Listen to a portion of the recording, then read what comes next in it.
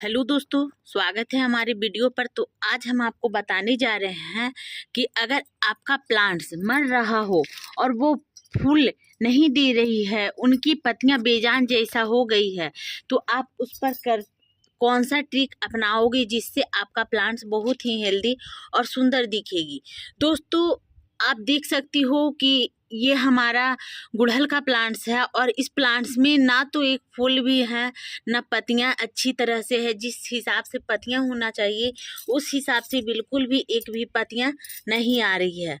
और ये बहुत ही तो दोस्तों, इनकी पत्तियां देखिए किस किस तरीके से आ रही है और ये पौधी बिल्कुल भी ये फूल देने लायक तो है ही नहीं। तो आपको इसको करना क्या होगा, तो हम आपको दिखाते हैं। सबसे पहले इन पर कौन सा ट्रिक अपनाना होगा जिससे ये प्लांट्स हेल्दी और स्वच्छ हो जाएं। क्योंकि ये इनकी जो भी इनकी टहनियाँ हैं इस तरीके से हम काट कर अलग कर देते हैं, क्योंकि ये अब तो इस तरीके से इनके रूट तो ख़राब हो चुके हैं। तो अब आपको इसको कुछ ना कुछ तो ट्रिक अपनाना ही होगा।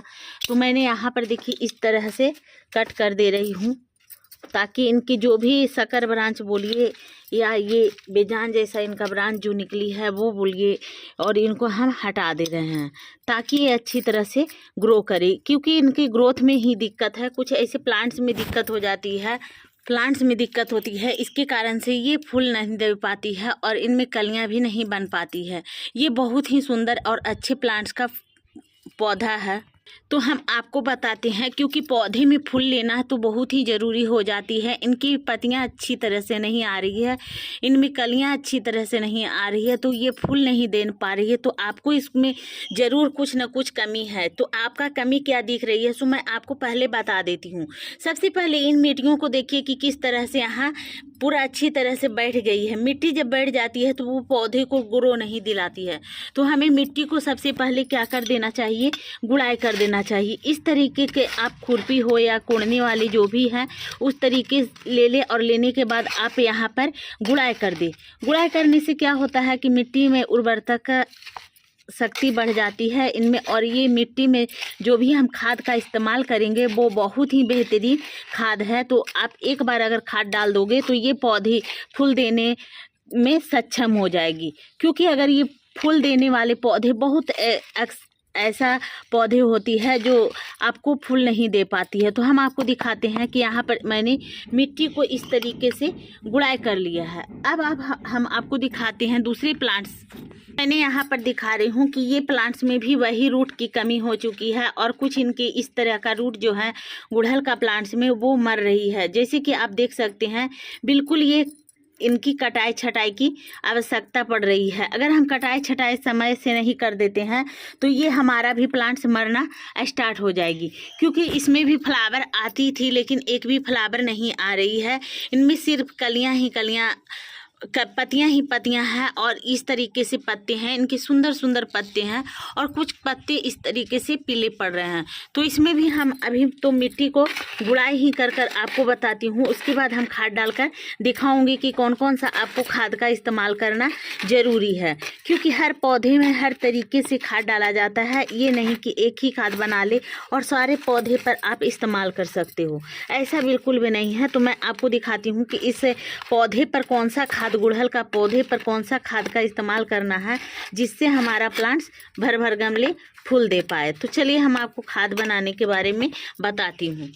तो हम आपको बताते हैं कि आपको डालना क्या है। तो यहाँ देखिए कि ये हमारा नेस्कैफे का कॉफ़ी है। इस कॉफ़ी पाउडर आपके पौधे को हेल्दी और स्वच्छ और सुंदर बना देगी। क्योंकि इसको अगर हम एक चम्मच इस्तेमाल करते हैं तो ये आपका प्लांट फूल देने लायक हो जाएगी, और इसमें बहुत ही अच्छी तरीके से फूल आएगी। तो मैंने यहाँ पर देखिए इस तरीके से कॉफ़ी ली हूँ, और ये बहुत ही बेहतरीन काम करेगी पौधे पर। तो चलिए हम आपको डालकर बताती हूँ। आपको डालना कितना है, सबसे पहले हम यहाँ पर देखिए हाफ टी स्पून ले रहे हैं एक प्लांट्स के बारे में।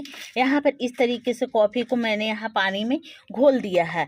अब आपको दूसरी चीज़ क्या लेना है, ये चाय की पत्ती, ये हमारा फ्रेश चाय की पत्ती है, तो इसे हाफ टी स्पून ही लेना है।